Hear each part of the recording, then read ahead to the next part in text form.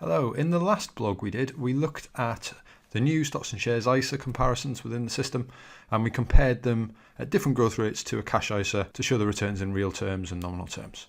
And we got a couple of comments when the video was posted.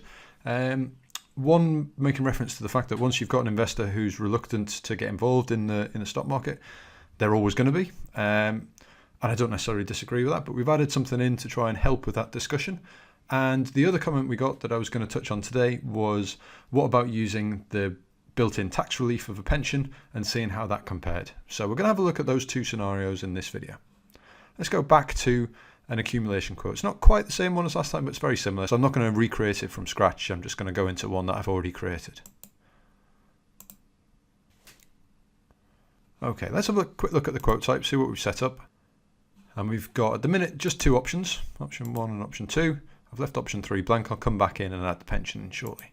So option 1, we've got a cash ISA. It's a new investor paying £250 a month in, and the interest rate they're getting is 0.9. If we look at option 2, same £250 a month, same term, 15 years, but this time we're using a mid-growth rate in the stocks and shares.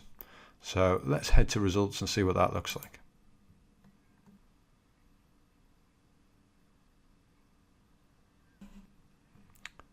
Okay, so you can see they're better off with the stocks and shares ISA, but perhaps you've got some convincing to do to take them down that path. So what we've done is we've created a new dashboard for you.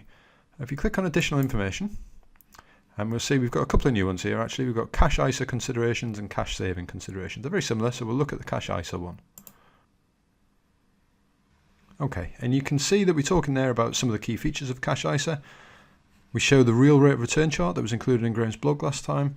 And we have advantages and disadvantages, and as ever you can zoom and export those charts, look at the raw data behind them. What you can do though is you can print that off as a report. So if I do cash ISA considerations, there you go, and you get a report that you can perhaps talk through with the client. I'm not suggesting for a second it's going to convince people that we're never going to be convinced, but it just helps illustrate some of the advantages and disadvantages and why they should perhaps consider it. Let's go back and look at the other option we talked about, which was comparing the two that we've got here with a pension. So I'm just going to change the dashboard back to the comparison, and we'll head to quote type and add in our third option.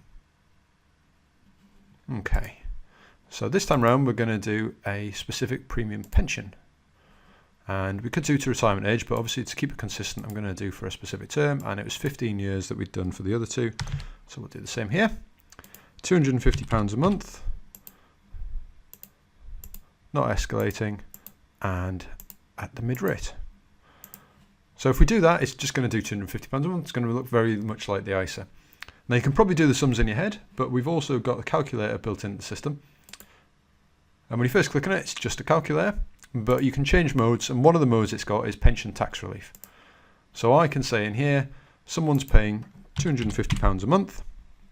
Their current income is $35,000. It shows me straight away what the gross contribution is. So 312.50. So let's change that. 312.50. Okay, now as we've added in pension, we're going to need to go into select investment and tell it which investment sector to use for the pension, or which investment to use for the pension. As I've already got my default set, it's gone to those automatically, but you might need to set them. So just showing you there's the two modes in there. There's the pension sector investment and the ISA sector investment. And obviously you can use funds and CIPs and all the things you can do everywhere else in the system as well.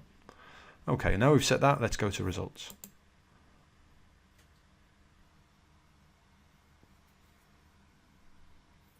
Now we've got three options side by side, and you can see as we go along, steadily the returns improve.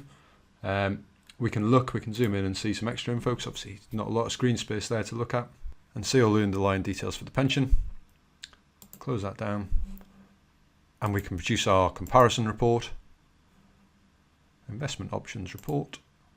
I'm not going to go through the report in any great detail, but just to highlight the fact that we've got the introduction talking about that, and then for each option we go into the pros and cons, stocks and shares, pension, and then we look at the direct comparison between them, and hopefully gives you and the client a starting point for the discussion.